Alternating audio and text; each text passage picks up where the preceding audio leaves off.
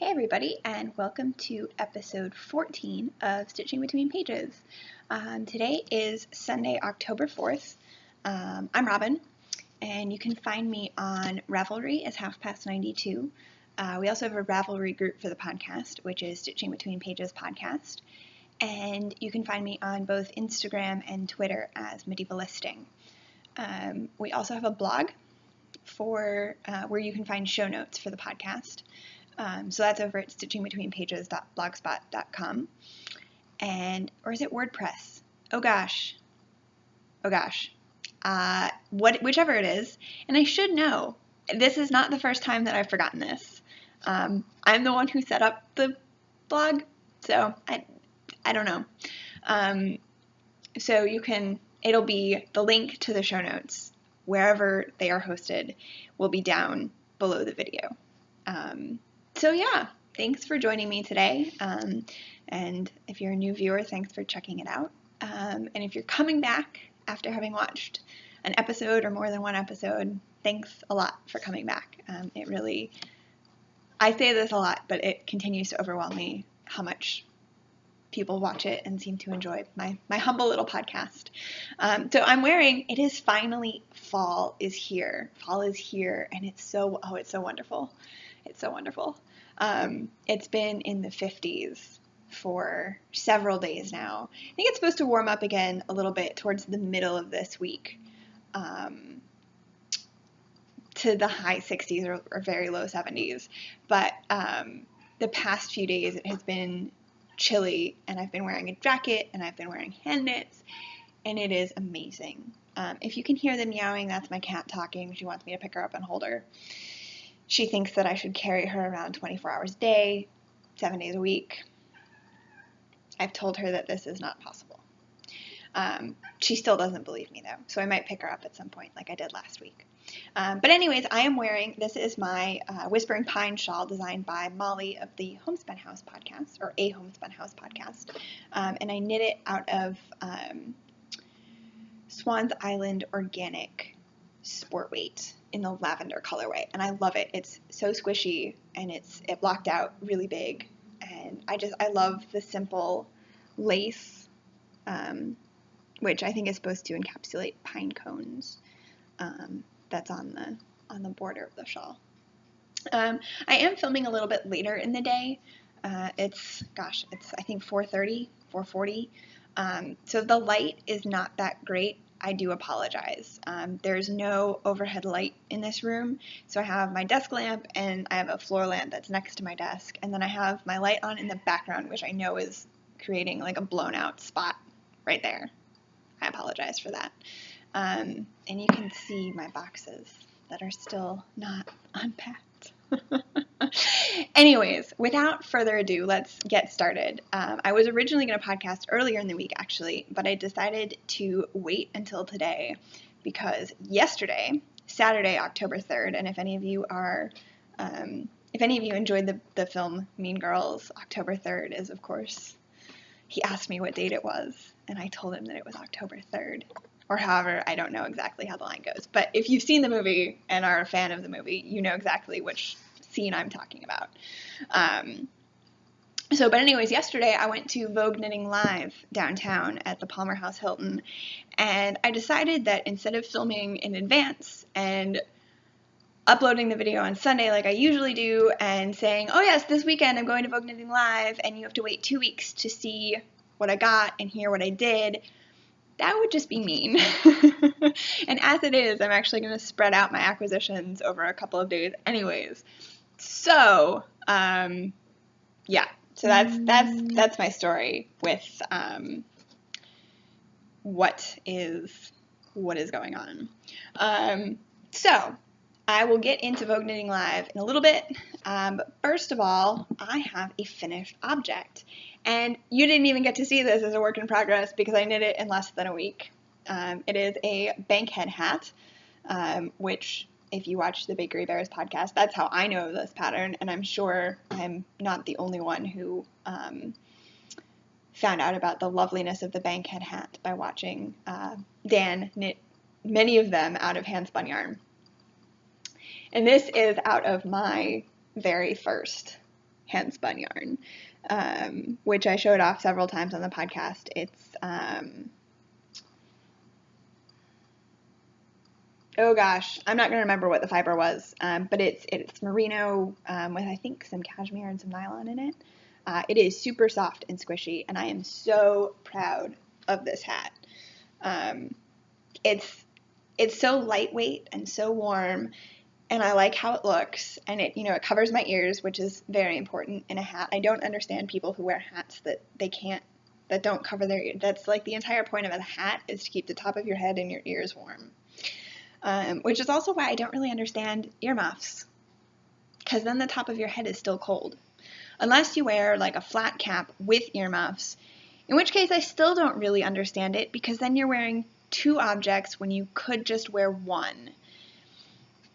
So anyways, I'm going to take it off now because it looks a little bit ridiculous. And also, like, how much pink and purple can one person wear? Especially one person who, I'm not a huge pink person, but I love this hat anyways. And I am certain that it is going to get a lot of use this winter. I knit it on just knit picks.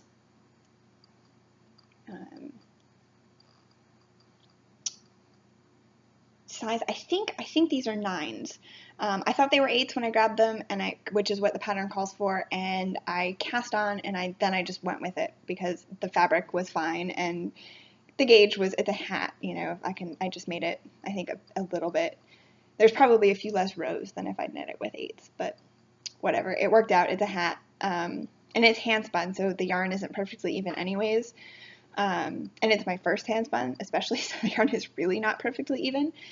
But I just used, it's a 16-inch circular, and then I switched to DPNs for the crown decreases. I actually have a fair amount left, too. Oh my gosh, my cat is sitting on my bookshelf. You're a nerd. You're such a nerd, Noise. I love my cats dearly, but they are nerds.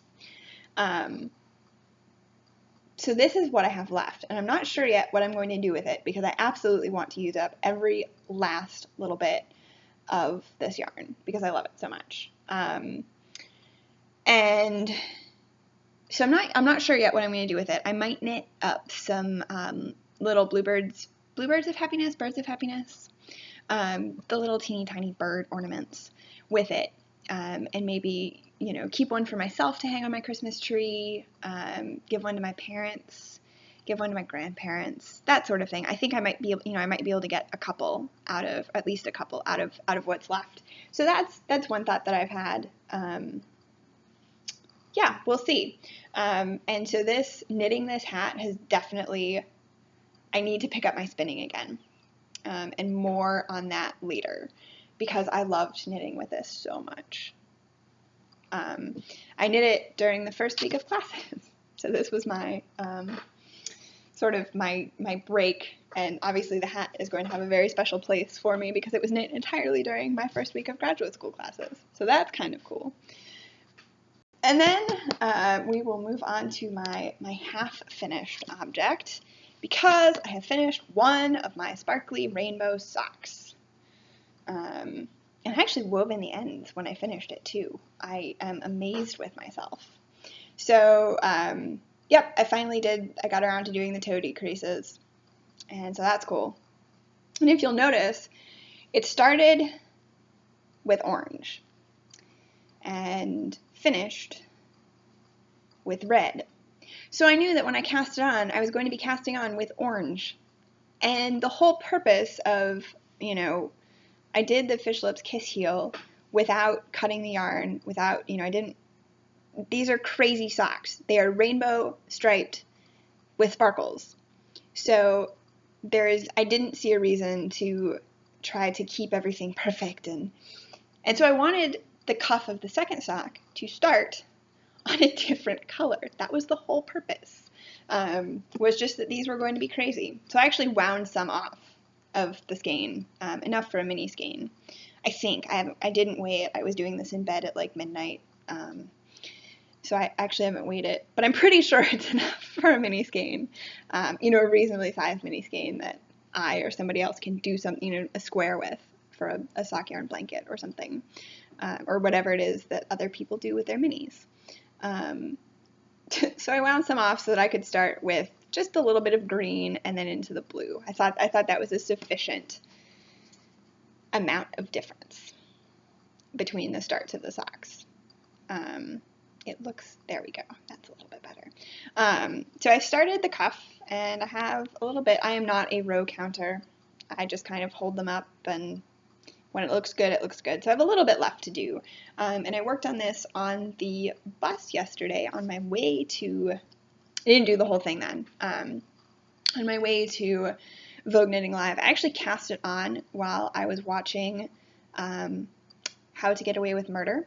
The first season is on Netflix, and Viola Davis, who plays Annalise Keating, who is the main,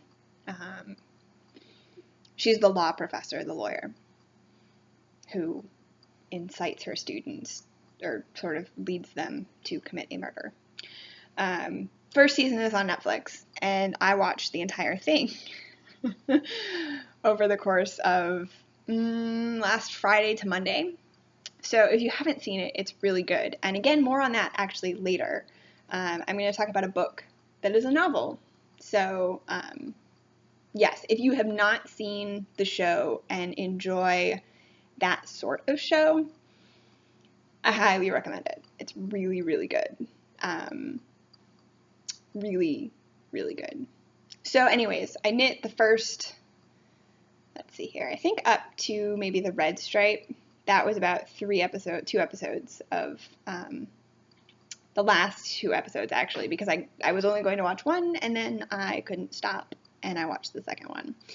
And then the rest of it, I knit on the bus on the way to downtown yesterday. The bus that I take that goes from sort of the north, I live on the north side of Chicago, goes down along Lakeshore Drive, which, if you're not familiar, is sort of a limited access road that goes right along the coast of Lake Michigan. It's a pretty drive. So I knit and looked out the window, and that was exciting. So that is, this is what I have left. Oh, my needle is stabbed through my yarn. This is what's left. So obviously plenty to finish up my sock. And the yarn is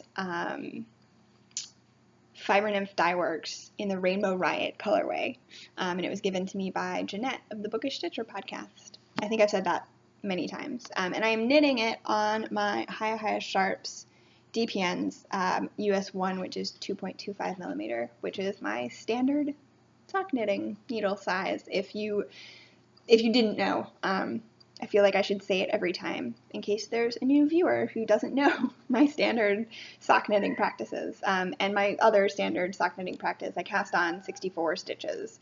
And I usually do about 15 rounds of ribbing at the cuff, because after that point I'm just bored and want to knit either the pattern or just start knitting plain stockinette. And I've done a lot of plain vanilla socks lately, where the yarn is the interest. And I think my next couple of pairs of socks are more of the same. So I think socks are a good excuse to use sort of wild yarn that you wouldn't, Regia or self-striping or really highly variegated. It's a good excuse to use that sort of yarn. And so for me, a lot of the time, the yarn is what provides the interest and not so much a pattern. I've knit one pair of very patterned. It was actually my first ever pair of socks. It was very highly patterned. Oh, my cat is climbing up my leg. This is Holly. So she's going to sit on my lap now. So if she makes an appearance, that's what is going to happen. So my other project, I have 2 more projects on the needles, one of which you've seen. And it's actually not technically on any needles at the moment because I bound off at the bottom. This is the Strand Hill cardigan. It's for sale on the Knit Picks website. And as usual, I've forgotten who designed it, and as usual, I will post it in the show notes. So it has this beautiful lace panel that goes down the middle of the back, and also a sort of narrower version that goes down the 2 fronts. And then it will have short sleeves, and then it has a little seed stitch band around the hem. And so my next step is to pick up all the way around the fronts and the collar, to give them a seed stitch border, and then the sleeves will also have seed stitch around them. So there is not a whole lot more to be done. I decided to wait to pick up stitches around the, oh, Holly, yeah, I know you're so cute. I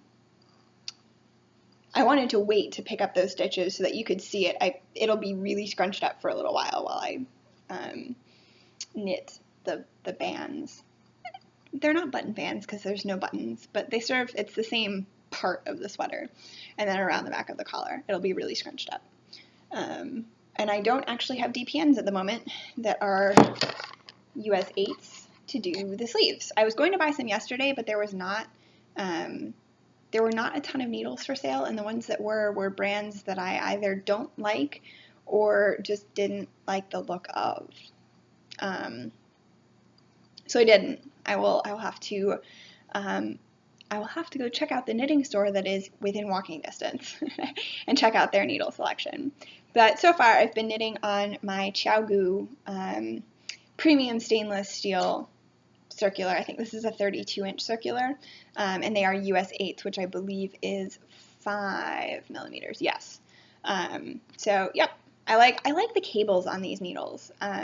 They're nice and flexible, but they're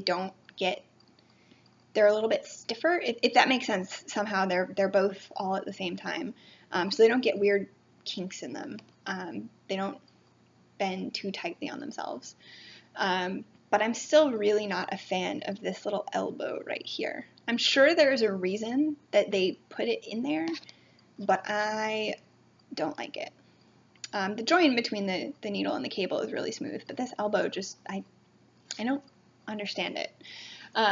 There was a point where I was worried that I was going to run out of yarn, but this is what I have left of the third skein. It's Knit Pick Stroll Fingering in the Dogwood Heather colorway. So I obviously am going to have plenty, which is really great, because I think there's only half a dozen or so rows around the fronts and the collar, and then the sleeves are, again, maybe 10 rows, because you knit a few rows plain before you do the button bands. So that's that. Take a sip of my tea.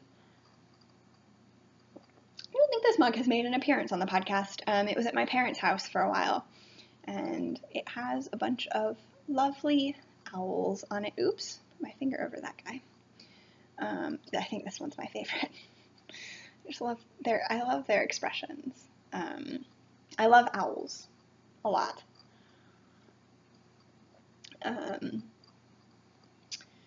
And so I'm drinking, I managed to remember to bring over the little package, Tazo Vanilla Caramel Chai. Seemed like an appropriate tea for a chilly. It is so gray outside today.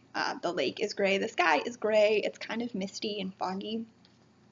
So I thought this was a good choice for a warm, obviously hot tea is warm or hot, but it just seemed like a warm flavor. So I haven't gone outside today. I've been inside working all day. So the weather is just, I don't have a need to go out, and so I'm going to sit inside and enjoy the gray from inside. So I have one more project, which is a new cast on, in which those of you who follow me on Instagram will have seen the yarn for.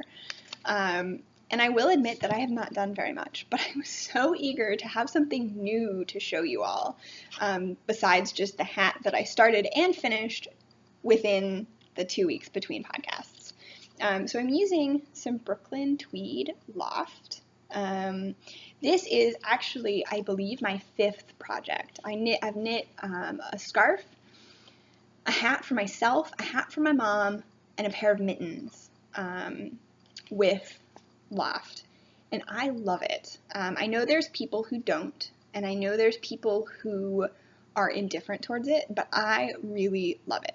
I'm using the Almanac colorway, which is dark blue.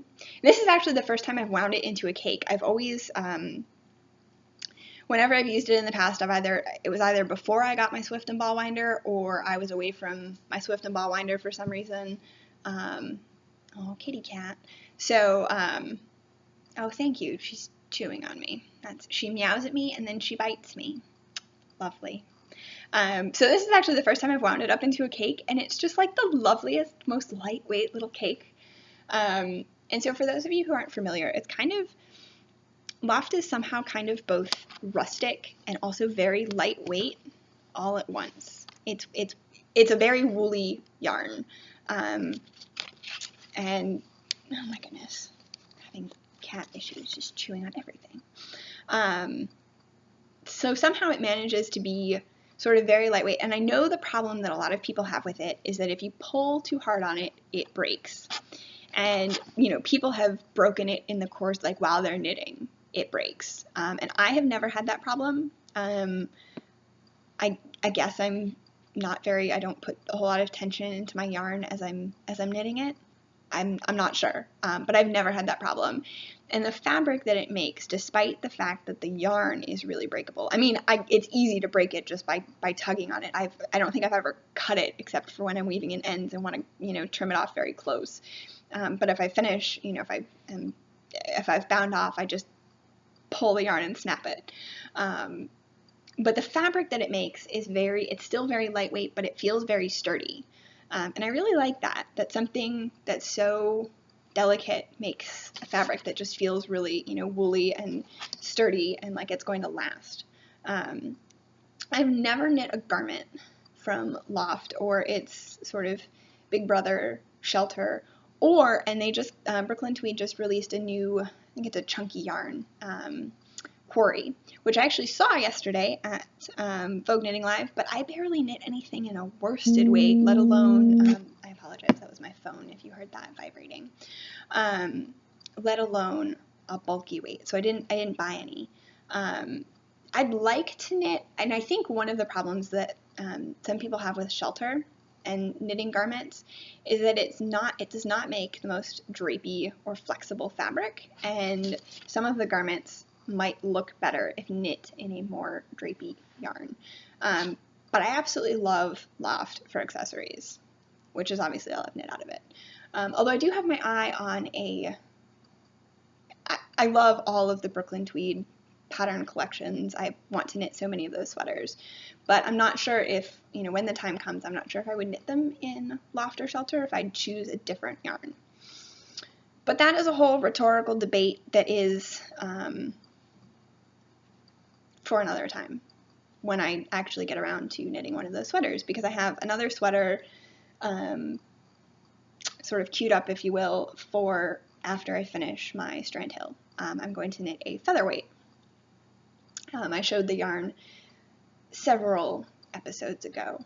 I got it over the summer at the same time as I got the yarn for Strand Hill. It's a Knit Picks lace weight in a purple colorway. Don't remember what episode that was. Anyways, back to my hat. So this is like 5 or 6 rounds of ribbing.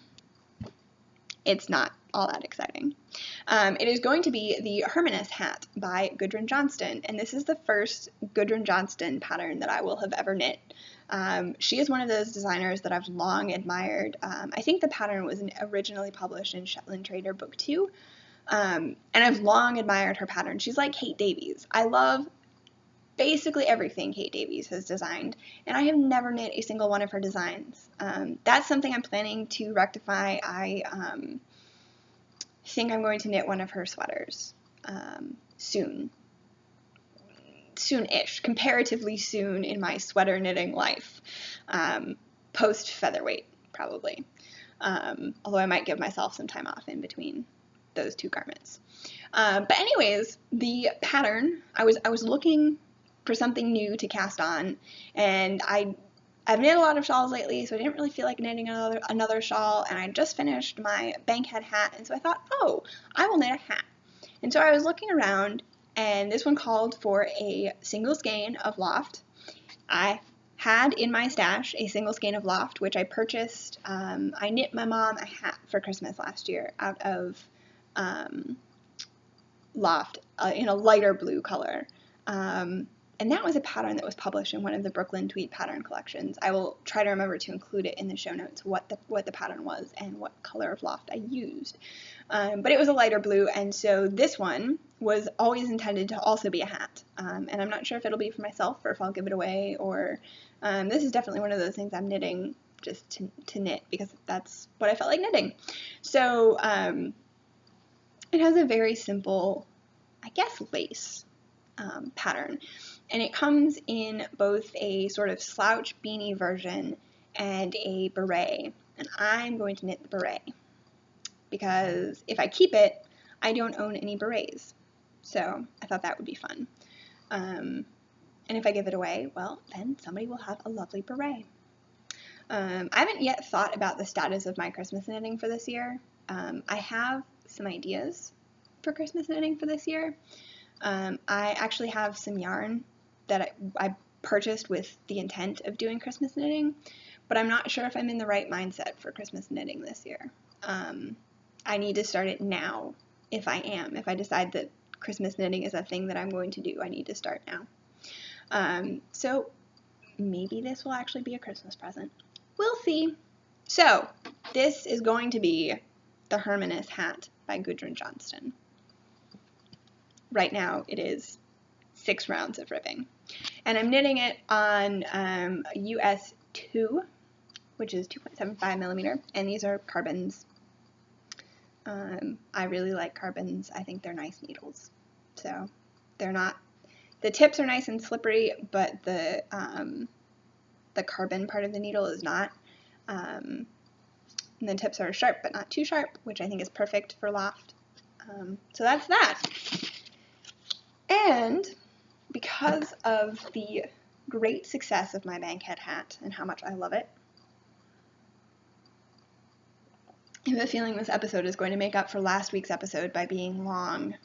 Yikes. Because I have to get back to my read. I picked up my spinning again. And I haven't done a whole lot since the last time I showed it off. But I picked it up and I remember how to spin, which I think that was sort of unconsciously holding me back. Like, had I forgotten how to do this? I have not. And so I did a little bit more.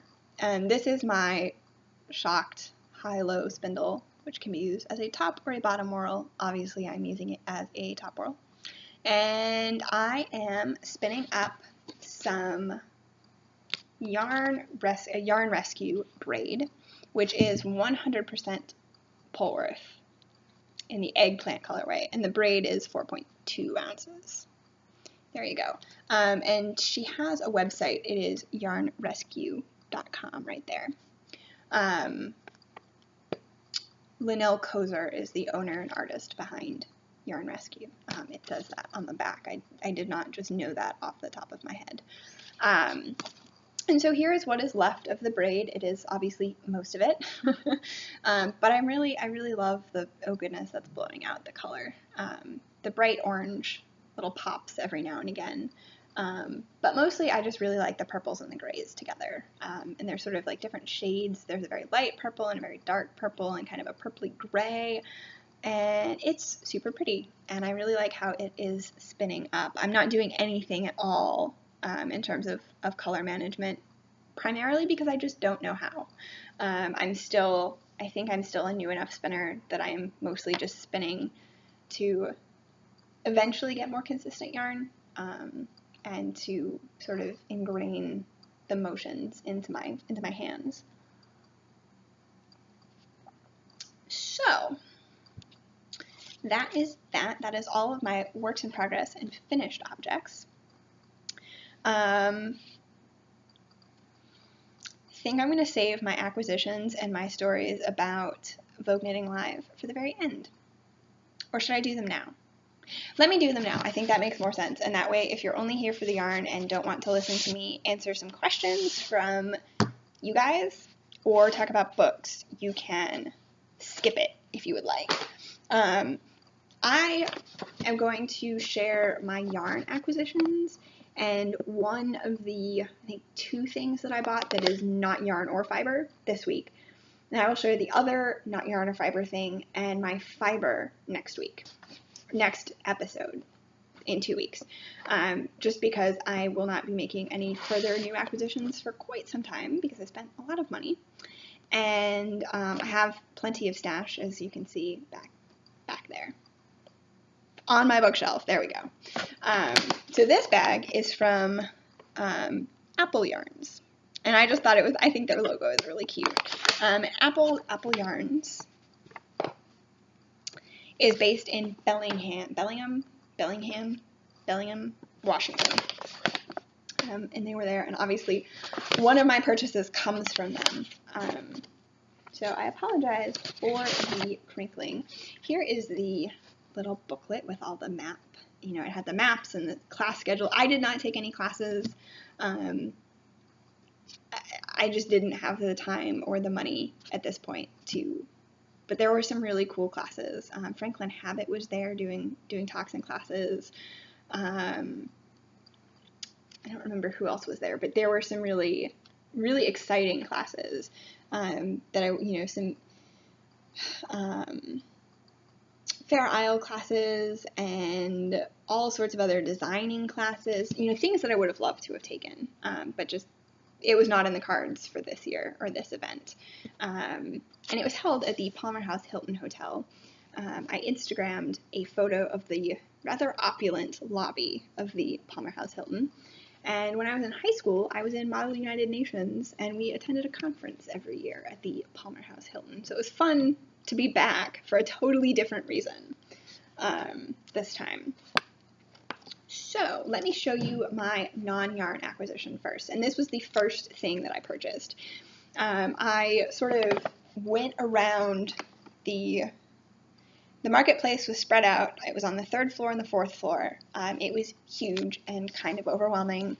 And so I wanted to make my rounds, take a look at everything, and then I went around again and I made my purchases. And then I kind of went around a 3rd time just to sort of take it all in one more time. For this stop, I knew I wouldn't be able to find these again if I decided to come back. So I bought them. And they are from Dusty's Vintage Buttons, which you can find Dusty's Vintage Buttons online at addvintage.etsy.com. That's addvintage.etsy.com. And they are 1940s glass buttons. Let me take one out of the little bag. There's 6 of them. And they're probably 1/2-inch buttons. I'm awful at gauging size, estimating size.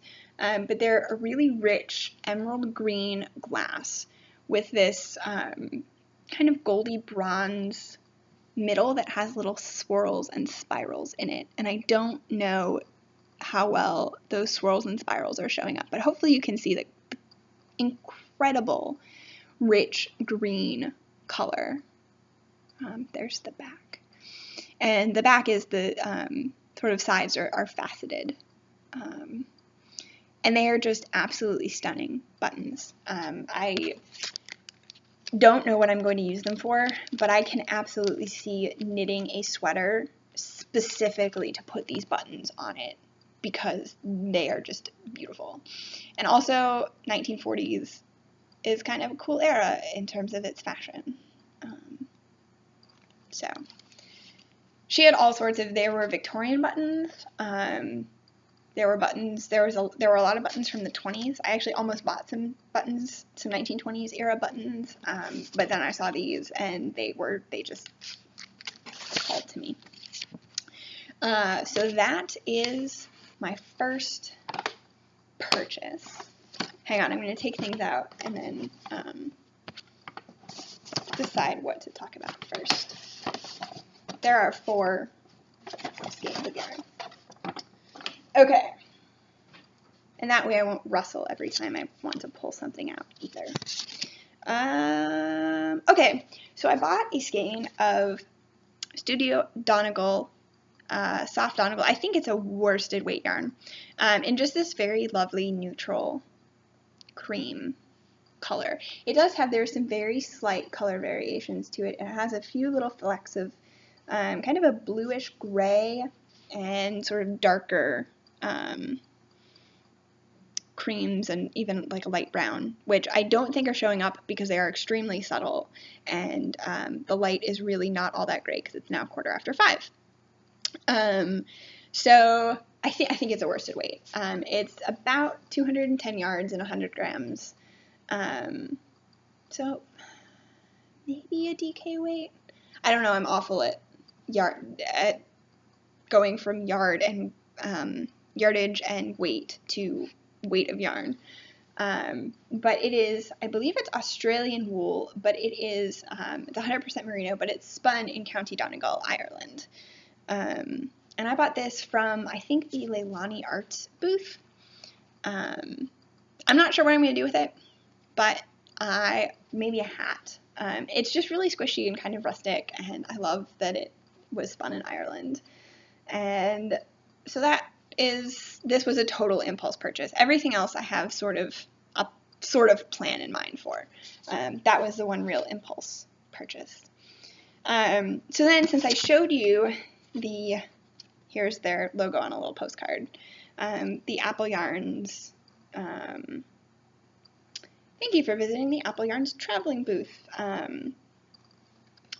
Their website is appleyarns.com. And so this is a skein of Cedar House yarns. Let's see if I can get that flat. And I think I looked very, very briefly online last night to see if Cedar House Yarns had an Etsy or anything. Oh, she does have a website, cedarhouseyarns.com. See if I just looked at the skein of yarn. But this yarn is hand-dyed in Bellingham, Washington, which is where Apple Yarns is. And the only store that she sells her yarn at, I assume it's a woman. That's terrible. I shouldn't make these sorts of assumptions. The only store that they sell their yarn at is Apple Yarns. And so this is the sapling sock base, which is 75% superwash merino, 25% nylon. It's 100 grams with 463 yards, so it's a very generous skein. The colorway is called Vogue. And she had the most beautiful grays. There was a slightly lighter one that was oyster, and a darker one that was called ink, and a couple of other sort of grayish brown neutrals. And I took forever to decide which one I wanted, but I finally settled on this is the sort of mid-gray Vogue. And this is either going to be turned into the Fantouche shawl designed by Kate Davies. So there you go. There's another potential Kate Davies. That's been something that I've had my eye on knitting for a while. It's a really beautiful lace repeat. The whole shawl is lace. And Fantouche means, I think, like a little bit over the top in Scots Gaelic. And Kate Davies named it that because the design is a little bit more over the top than what she usually designs very sort of wearable garments. She tends more towards the color work and the cables than the lace in terms of embellishments. So this might be that, or it might be one color in a two-color version of the Summertide Mystery Knit Along that just finished. So I've seen a few finished products, I will admit, and they are beautiful. That was Curious Handmaid's recent Mystery Knit Along.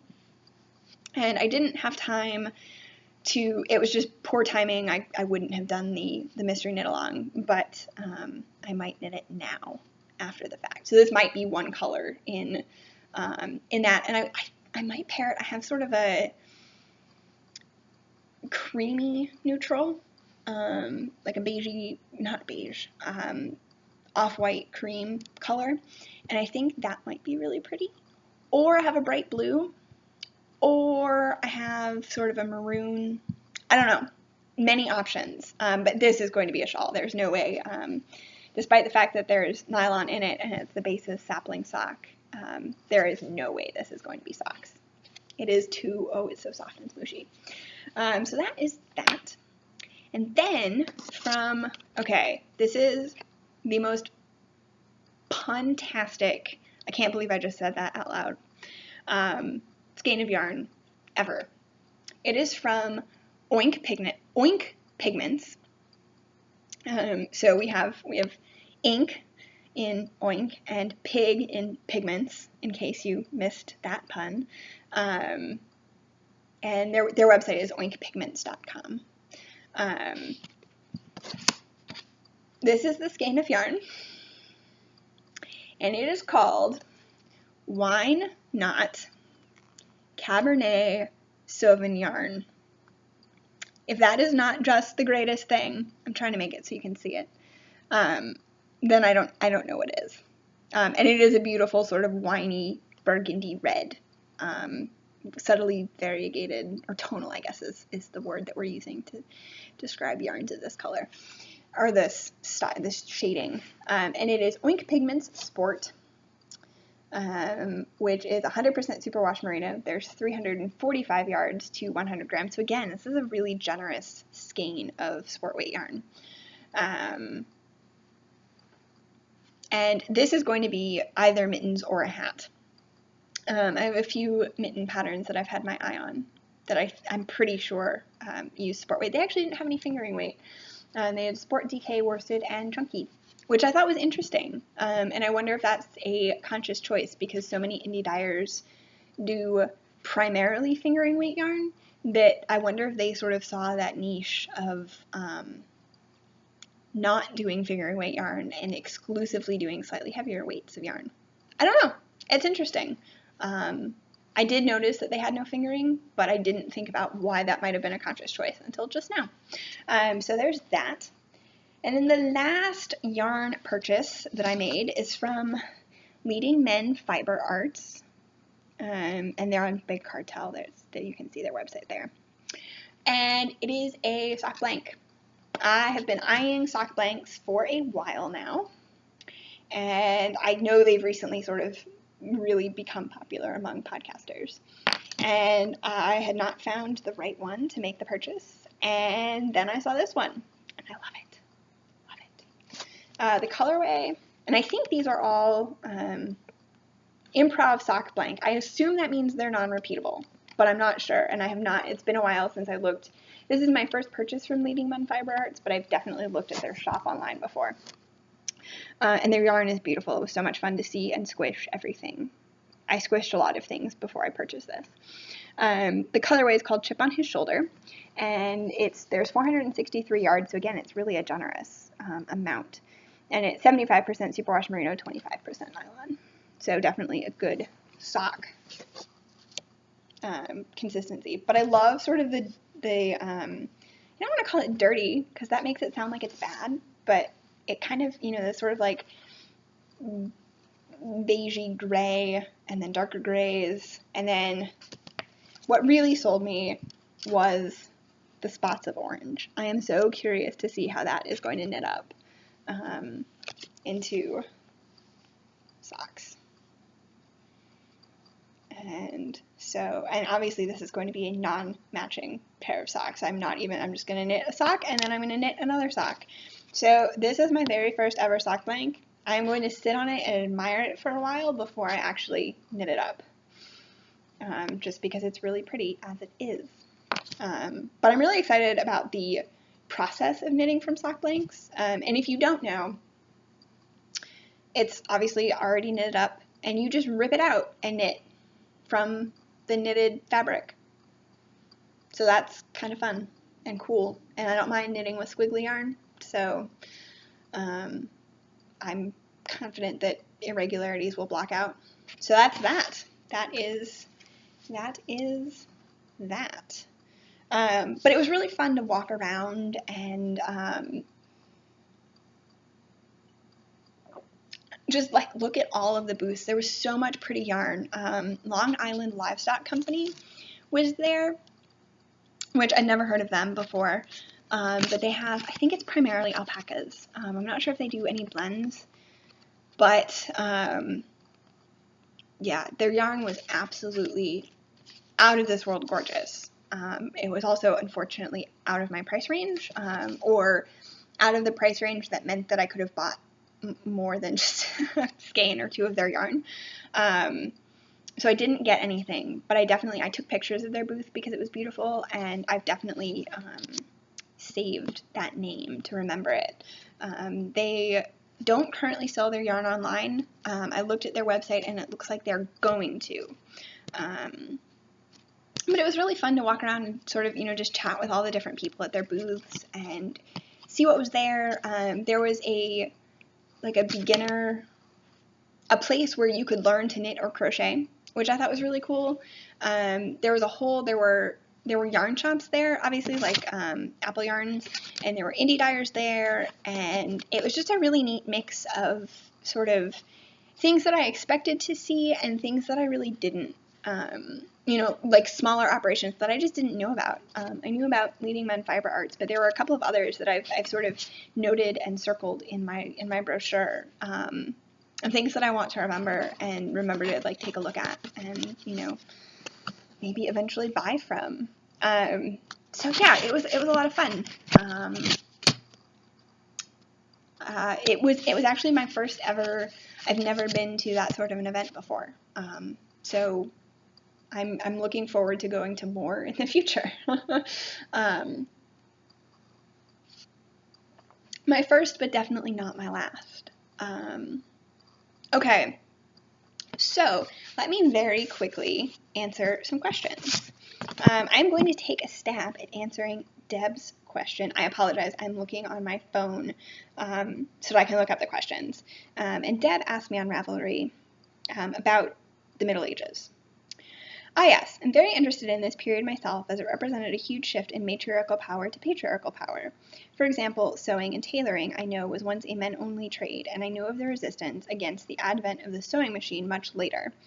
But what happened in that shift? Did the domestic arts develop then? Did women turn to keeping the home at that time? So I'm going to, and her question keeps going and asks about something that I will answer in a future episode. I'm addressing half of the question, and I'm not sure if I'm addressing it exactly how you want me to, Deb, so if this does not answer your question, let me know and I will see what I can do. So I'm actually going to talk about another one of my favorite academic books, which is another one that is really accessible to an average educated reader.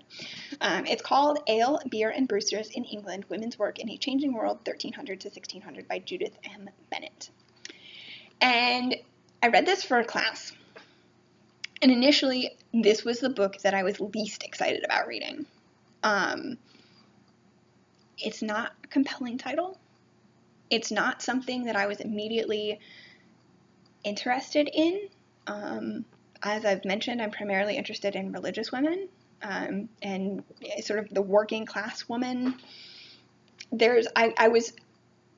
One thing that I was concerned about when I started reading this book was that we don't have a lot of records that survive for working class women, and it's really important to get at their history, but I'm always a little bit skeptical of the ways that people go about doing it. And Judith Bennett does a really fantastic job. She does a lot of stuff with economic records and tax records and the sorts of things that I just don't do because I don't know what's there, and I don't, it's kind of not something, it's not my kind of history to do, but to read, this is a really remarkable book. And essentially, what she does is to argue that the introduction, she defines ale as an alcoholic beverage brewed from grain, the same way that beer is, without the addition of hops. And beer has hops. So basically they're the same. They're the same alcoholic beverage. Obviously with a very low alcohol content.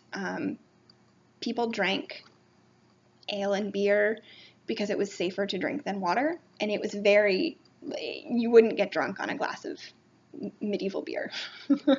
Just so that's clear. We're not talking about sort of a highly alcoholic microbrewing beer that you might drink today. Yeah. So ale is without hops, beer is with hops, and hops was introduced to England from continental Europe around 1350. And the benefit of hops was that the beer lasted long. It stayed good for longer. And therefore, you could transport it. You could brew it elsewhere. Beer that was drunk in London might have been brewed 150 miles away, for example. Ale with no hops, you couldn't do that. It was very much a small home brewing operation. Women brewed ale for their families, and if there was excess, they might sell it in the local market. But it was never an economic thing. Beer, on the other hand, was a man's operation, primarily because, Judith Bennett argues, it could be sold. You could brew beer and not drink your own beer. You could brew it and sell the entire batch. So I think the reason I'm talking about this book, besides the fact that I think it's a fabulous academic book, and I think Judith Bennett is really a very interesting scholar, and she's written a few other things that I've read and really enjoyed, one of which my copy has run away. I wanted to talk about it last week, but I don't have my copy, and I didn't see it when I was at home, so I'm a little bit sad about that because it was a really great book. Anyways, so the reason I'm talking about this is because Deb asked about handcrafts and sort of how men and women do sewing, knitting, cooking, that sort of thing. And I think Judith Bennett's argument in this book is relevant because a lot of the time women do all of these things that men are doing, but they're just not economic and not recorded as well. And I think what I'm saying here is that women still did sewing and knitting, but it wasn't economic. There's not as much record for it, and so a lot of traditional history has sort of ignored that contribution. A classic illustration of this is that when men were away fighting in, say, the Crusades. So say you are a baron who owns a fair amount of land, has serfs who work his fields, and you decide you go on crusade, or you go off to fight a war in France. You're in England, for the purpose of this example, because we were just in England with ale, beer, and Brewsters. Brewsters, by the way, is the word that Judith Bennett uses to describe female people who brew beer or ale, as opposed to a brewer who was a man. That was just her distinction. So you go away. Who looked after your home, your fields, collects the money? A lot of times it was your wife. She had all of those skills that you had, but just didn't. Her contribution is not as well recorded as yours. And I think a lot of that is the fault of how we've done history in the past. That it's been primarily written by men about things that men do, like wars and politics, and we just forgot that women were there too. So I hope that answered the first part of your question, Deb. And again, if it didn't, let me know. I got a little bit on my historian high horse there, and I apologize for that. So the next question is from Rosie. And Rosie asked, I would be interested to learn more about your PhD program, how long it lasts, what you intend to do following the program, etc. I love hearing how excited you are to follow your dream and would love to hear more about it, whatever you are willing to share. Thanks, Rosie. So my program it'll probably take me 6 or 7 years to finish my PhD. And the way the program is structured, I will be taking classes for the first 2 years. So I don't know what else there is to say about that. I'll be taking classes. In my second year, next year, I will start being a TA, which I'm really excited about.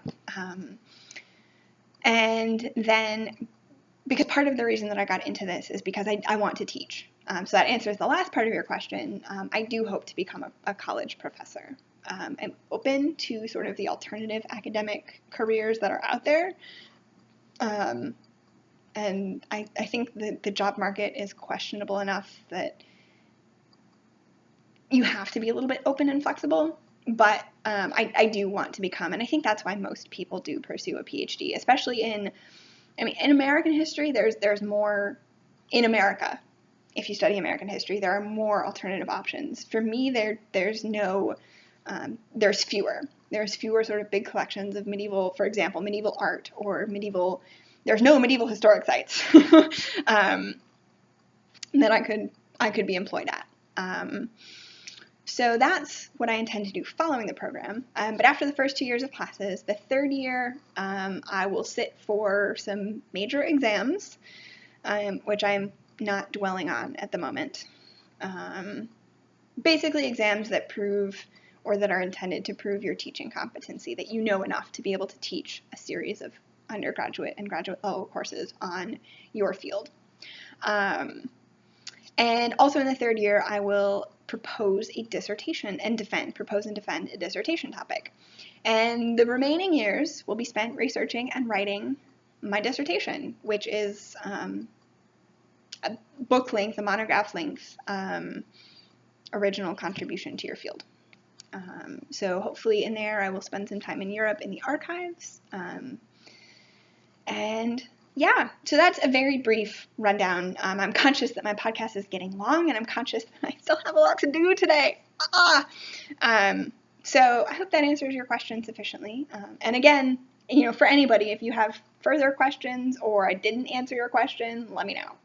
And I will address and remedy that. So the last question is from Patricia. Hi, Robin. I'm an avid watcher of your podcast and wanted to say congratulations on the start of your new chapter. Thanks. I love your new flat. It looks beautiful. Love the color palette and cornice. Thank you. I love it too, even if it's not totally yet. I'm still unpacking. Anyway, what I wanted to know is the answer to two questions.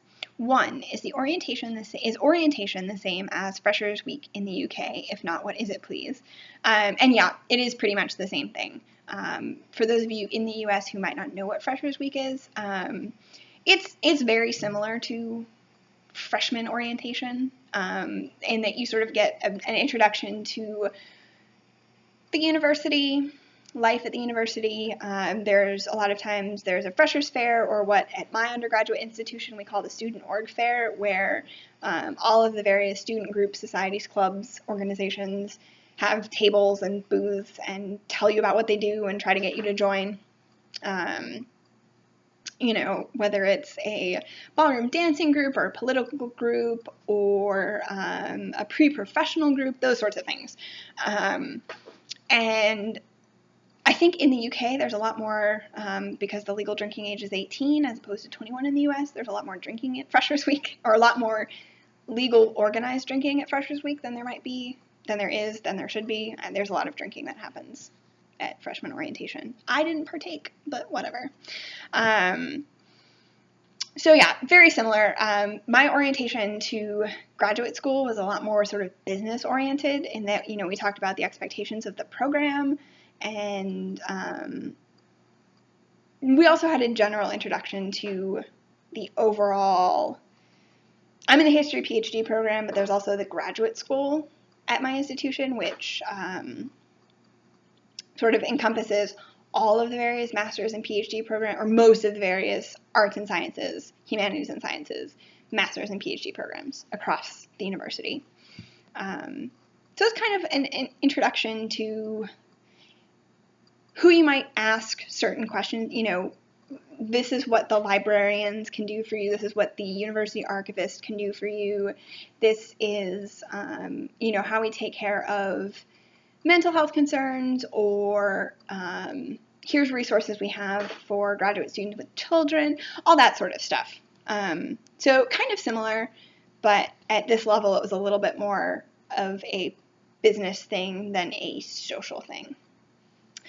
And Patricia's second question was, how many knits do you have in your queue? Thank you for satisfying my pondering. I am absolutely awful at using my queue. I had to look it up, there are 6 things in it at the moment, none of which I have specific plans to knit at the moment. I did when I put them in my queue, and when I started using Ravelry, I kind of used my queue the way I think most people use their favorites, and the way I now use my favorites. I switched a couple years ago. And so in my favorites, I now keep any pattern I see that I like and think I might want to be able to find again later. I have yet to start using the bundle feature to organize my favorites. I'd really like to, I don't have the time at the moment.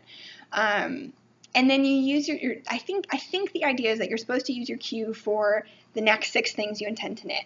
So, or the next however many things you intend to knit. So I kind of used it a little bit last year to organize my Christmas knitting. What I intended to knit for who, and to remind myself that I had indeed found a pattern to knit for my brother. Or, these were the socks I was going to knit my dad. So if I was using it in that way, that probably the next thing in my queue would be my featherweight cardigan. And then a pair of socks. But I'm just not good at using it. Sometimes like with the Hermanus hat, I decided that I wanted to knit something specific, and then I went looking for the pattern using the search feature and matched something up with the yarn that I had that I felt like using. And I feel like the queue I don't always have that flexibility if I use it the way that it was intended. So I hope that answers your question. That's like a very long and vague answer to what I'm guessing he probably intended to be a very simple question. But that's what I do with it. So I actually have a question for all of you. Sorry, this is a pen that I'm waving around. Very, very rude of me to wave around a pen.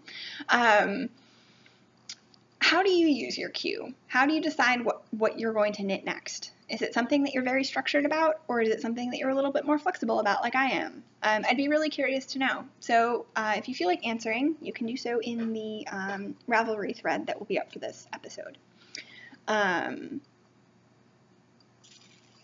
Yes, I think that is that. I'm very, very quickly going to talk about a book. This is a novel. So yes, if you missed the novels, I'm going to keep somehow. I read this a year and a half ago now. And I know I talked about The Goldfinch, which is her most recent book.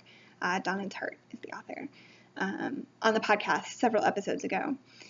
This is The Secret History, which I think was her previous book. She's only written 3 books.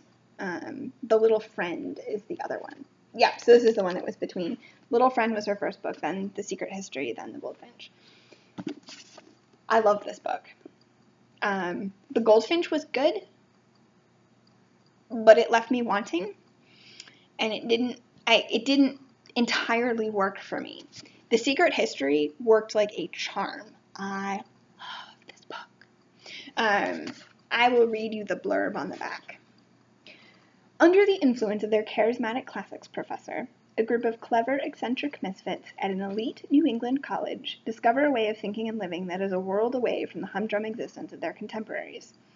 But when they go beyond the boundaries of normal morality, they slip gradually from obsession to corruption and betrayal, and at last, inexorably, into evil. They commit a murder. That is given away within the first few pages.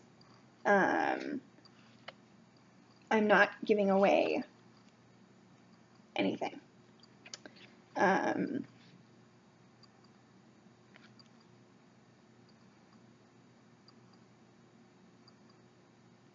trying to figure out if they, yes, it is given away on the first page that there is a murder.